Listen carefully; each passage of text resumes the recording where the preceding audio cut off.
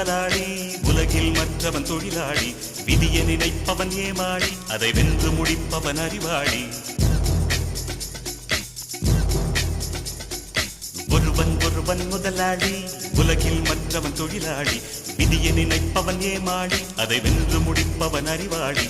பூமியை வெல்ல ஆயுதம் எதற்கு, பூப்பறிக்க கோடரி எதற்கு, பொன்னோ பொருளோ பொற்களம் எதற்கு, ஆசை துறந்தால் அகிலம் உனக்கு.